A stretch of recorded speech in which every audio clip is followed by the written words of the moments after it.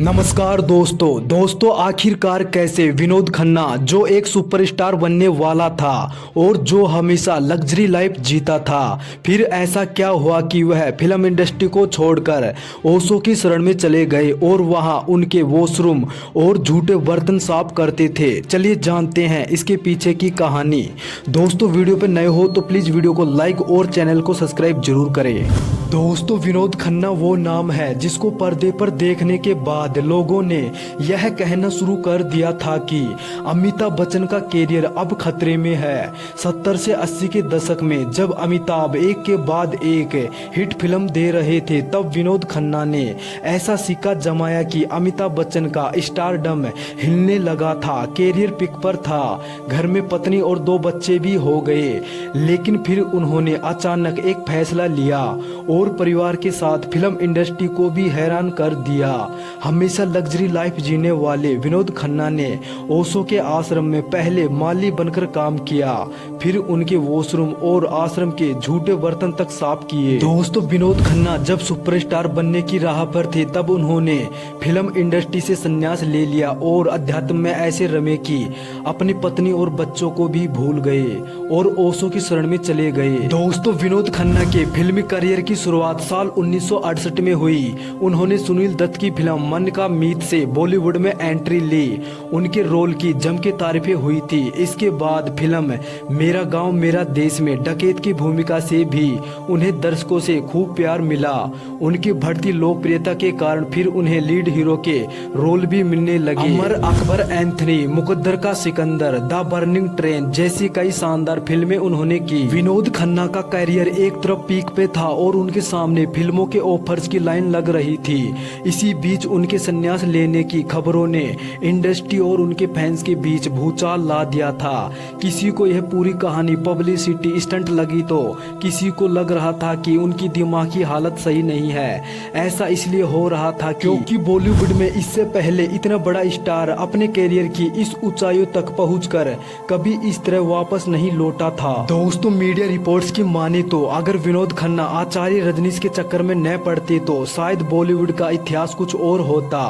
शायद अमिताभ बच्चन इतनी आसानी से सुपरस्टार नहीं बन पाते और विनोद खन्ना का करियर उनके आसपास ही होता। कहा जाता है कि उसी दौर में उनके पास सब कुछ था, पत्नी, 2 प्यारे बेटे, घर, कार, पैसा, सब कुछ, लेकिन उसके बाद भी वह खुश नहीं रह पाते थे।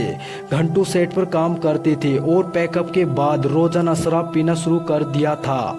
उन्हें गुस्सा काफी आता था। यही वजह थी कि वह कई स्ट्रीट फाइट में भी फंसे। खुद को सुधारने के लिए उन्होंने योग का सहारा लिया, मेडिसिन भी शुरू किया। तभी उनकी मुलाकात आचार्य रजनीश से हुई और फिर सब कुछ बदल गया। दोस्तों लोग यह जानना चाहते थे कि आखिर उन्होंने ओशो की शरण में जाने का फैसला क्यों लिया।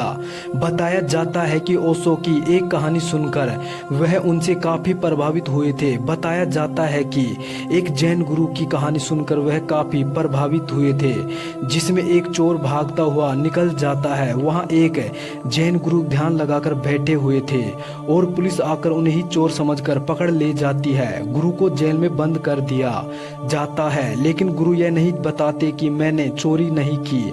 अब जेल में भी गुरु ध्यान में लीन रहते थे और उन्हें देखकर कई और कैदी भी ध्यान करने लगे। इसके बाद 3-4 साल बाद असली चोर पकड़ा गया और पुलिस ने जैन गुरु को छोड़ दिया। पुलिस ने कहा हमें माफ कर दे गुरुजी। गुरु ने कहा नहीं, अभी मुझे मत छोड़ो क्योंकि मेरा काम पूरा नहीं हुआ है। यह कहानी सुनाकर ओशो ने कहा था हम सभी जेल में हैं, कोठरी में हैं, हम सभी 7x7 की कोठरी में हैं, चाहे वह जेल के अंदर हो चाहे बाहर हो। जब तक हम समग्रता से अपना काम नहीं करते हैं तब तक कोठरी से बाहर नहीं हो सकते। दोस्तों यह भी कहा जाता है कि जिस समय विनोद खन्ना आध्यात्म की ओर मुड़ रहे थे, उस दौरान उनकी वाइफ गीतांजलि के साथ मतभेद भी चल रहा था। विनोद के इस फैसले से उनकी पत्नी नाराज थी। विनोद खन्ना ने उस वक्त फैसला लिया कि वह मुंबई का ग्लैमर छोड़कर पुणे में कोरेगांव पार्क में रहेंगे, जहां रजनीश का आश्रम स्थित था। साल 1982 में विनोद खन्ना ने एक प्रेस कॉन्फ्रेंस बुलाई। प्रेस कॉन्फ्रेंस में विनोद खन्ना के अलावा उनकी पत्नी गीतांजलि और बेटे अक्षय और राहुल भी मौजूद थे। उन्होंने इस बार ऑफिशियल घोषणा कर डाली कि वह गुरु रजनीश का शिष्य बनने के लिए लिए फिल्म इंडस्ट्री को छोड़ रहे हैं। विनोद खन्ना ने अपने इंटरव्यू में कहा था, मेरे परिवार में 6-7 महीने में 4 लोग एक के बाद एक करके गुजर गए, जिसमें मेरी माँ और मेरी एक अजीज बहन थी। मेरी जड़ें हिल गई, मुझे लगने लगा कि बस अब एक दिन मैं भी मर जाऊंगा। दिसंबर 1975 में एकदम मैंने तय किया कि मुझे ओशो के पास जाना है। इसके बाद जब वह दर्शन के लिए पहुंचे तो ओशो ने पूछा, क्या तुम संन्यास के लिए तैयार हो? विनोद ने जवाब दिया, मुझे पता नहीं है, लेकिन आपके प्रवचन मुझे बहुत अच्छे लगते हैं। ओशो ने उनसे संन्यास लेने की बात कही और वह तुरंत तैयार हो गए। दोस्तों, मीडिया रिपोर्ट्स के मुताबिक ओशो की शरण में जाने के बाद उन्होंने अपना नाम स्वामी विनोद भारती रख लिया था। उन्होंने आचार्य रजनीश के साथ कई जगहों का दौरा भी किया। विनोद खन्ना ओशो की शरण में जाने के लिए अमेरिका तक गए। वहां विनोद माली का काम किया करते थे। इसके अलावा आश्रम में वह टॉयलेट और बर्तन तक साफ किया करते थे।